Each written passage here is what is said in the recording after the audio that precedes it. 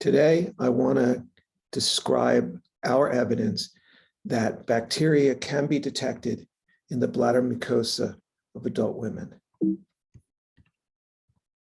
These are my disclosures. The old dogma is that the bladder is sterile. Bacteria are not involved in most urinary disorders. Urinary tract infection occurs when a uropathogen invades the sterile bladder, and it's mostly about E. coli. The new reality, however, is that bladders have resident microbiota, that many urinary disorders result from a disruption or a dysbiosis of those resident microbiota, and it's way more than E. coli. In 2012, we provided DNA evidence of bacteria in catheterized urines and suprapubic aspirates deemed culture negative by the standard urine culture test. In 2014, we showed using enhanced culture technique called EQUAC that proves that the bacteria are alive. Several groups have verified both observations since then. Now, urine contains bacteria that are on the way out. Where did those bacteria come from? We proposed that the bacteria are actually associated with the urothelial tissue.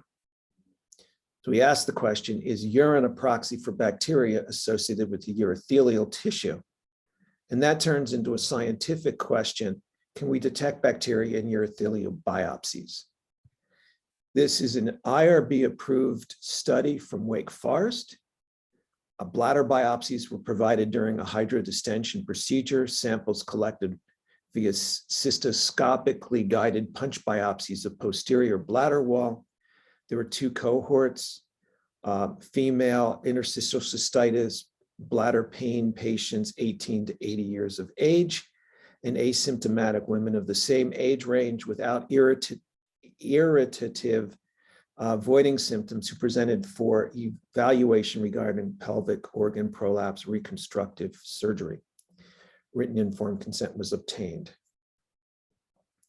We processed the biopsies two different ways. We did 16S ribosomal RNA gene sequencing. We used the V4 region, and imaging using fluorescence in situ hybridization or FISH and immunohistochemistry or IHC. This is a principal coordinate analysis, a form of beta diversity measurement that shows that the samples here in green consist of a completely different set of bacteria that were detected in the negative controls. That means our samples are not contaminated. So here's what the samples actually look like. What we have here on the y-axis is the relative abundance, okay, that is the proportion of total reads of any particular taxon. And on the x-axis, we see each of the different samples. The light blue here is the genus Staphylococcus. So Staphylococcus predominated the vast majority of the samples that we tested. The next most common and frequent genus is Lactobacillus in the dark blue. You'll see lots of samples, a little bit of this gold, that's E. coli. Ditto for the maroon, that's Gardnerella. You can see little bits of Gardnerella. And then this gray here is other. That's the group of bacterial genera that were present in small amounts, all combined into one. Here is the imaging. So we have here, we're measuring a cytokeratin, which detects the urothelial cells. You can see that here. Over here, we have DAPI, the dark blue, that detects the urothelial DNA or the nucleus. The red detects 16S ribosomal RNA DNA. So that's detecting the bacterial cells. And when you merge those images together, you can see that the bacteria, particularly here, that the bacteria are in a perinuclear position. That is, they're surrounding the nuclei. That strongly suggests that the bacteria are actually inside the urothelial cells.